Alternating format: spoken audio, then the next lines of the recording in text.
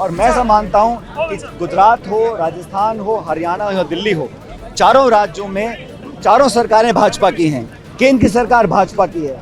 तो ये double engine नहीं है, चार चार इंजन है और सारे इंजन लगातार दौड़ रहे हैं कि कैसे अरावली पर्वत को नष्ट किया जाए। तो पूरा देश, इसमें राजनीति का कोई चर्चा नहीं है, लेकिन अलग अलग सामाजिक संगठन, नौजवान, हम सब लोग कांग्रेस पार्टी के, आज NSUI राजस्थान ने यहाँ प्रदर्शन किया है, कल अलवर में प्रदेश कांग्रेस कमेटी का प्रदर्शन है, अलग अलग जिलों में, अलग अलग राज्यों में हम सब लोग चर्चा करें कि कैसे सरकार पे दबाव बनाया जाए और अरावली पर्वतमाला को, जो इतना फ्रेजाइल है, और भारत सरकार ने अंतर्राष्ट्रीय यूनाइटेड नेशंस में कहा कि अरावली पर्वत से हमारा ग्राउंड वाटर रिचार्ज होता है, हमें खेती के लिए पानी मिलता है, मानसून हमारा बेहतर रहता है, एयर पोल्यूशन में बचाव आता है। तो एक हेरिटेज साइट है, 2000 सालों से ज़्यादा ये पर्वतमाला रही है।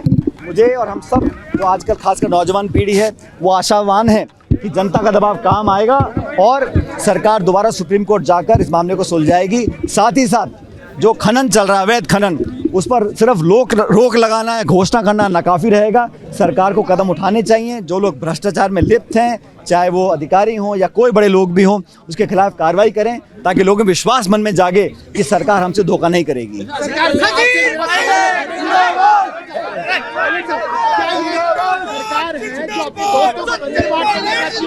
भाई अभी तो सरकार का जो इतिहास रहा है वो देश के अधिकांश संसाधनों को चंद लोगों में वितरित करना चाहती है, हम सब देख चुके हैं। लेकिन प्रकृति के साथ, पहाड़ नदियों के साथ खिलवाड़ हो रहा है, इसको कौन बर्दाश्त करेगा। और सरकार ने, मुझे लगता है कि जानबूझ के आंकड़ों का जाल फैलाया है, लोगों को झूठे आश्वासन दिए जा रहे हैं। हकीकत अलग है। अगर कोई भी चाहे जाकर देख सकता है, अनेक पहाड़ों पे आज भी अवैध खनन चल रहा है। उसको रोकने के लिए सरकारें क्या करें बताना चाहिए। भाजपा सरकार एक पेड़ माँ के नाम लगाती है, सरकार एक पेड़ माँ के नाम लगाती है, सरकार वो एक तरफ अरावली काटने की बात कर रहे हैं। देखिए, मैं तो इतना कहना चाहता हूं कि लोगों का जो विश्वास है वो उठ रहा है। आप किसी भी आम नागरिक से पूछ लीजिए, उसकी कोई विचारधारा हो, कोई धर्म जाति हो, किसी वर्ग से आता हो, कोई भी व्यक्ति नहीं चाहेगा कि प्रकृति से खिलवाड़ हो। और अरावली पर्वतों का जो लगातार नष्ट करने की तरफ हम लोग बढ़ रहे हैं, उसको रोकने के लिए सरकार के कदम नाकाफ़ी हैं। ये प्रत्येक नागरिक इस बात को मानता है। इसलिए हमारा निवेदन है कि केंद्र सरकार को दोबारा सुप्रीम कोर्ट जाना चाहिए, परिभाषा को विकसित करना चाहिए। और जिस श्रीमान मर्फी के नाम की ये रिपोर्ट बन रही है, वो विदेशी, आज परिस्थिति क्या है, 1968 में क्या थी, अब तक कितने पहाड़ खोदे जा चुके हैं। और मर्फी की रिपोर्ट में भी 3 अलग अलग बिंदु थे। सरकार ने चतुराई से सिर्फ एक बिंदु को उठाया है, 100 मीटर वाले बिंदु को, और उसका जो 3% से ज़्यादा स्लोप है उसको इंक्लूड नहीं किया गया।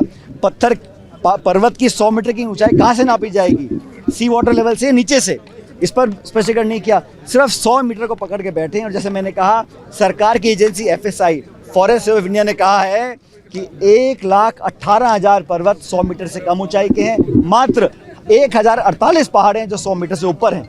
आप खुद अंदाज़ा लगा लीजिए, जब तमाम इलाका असुरक्षित होगा तो वहाँ पर खुले आम वहाँ पे अवैध खनन किया जाएगा।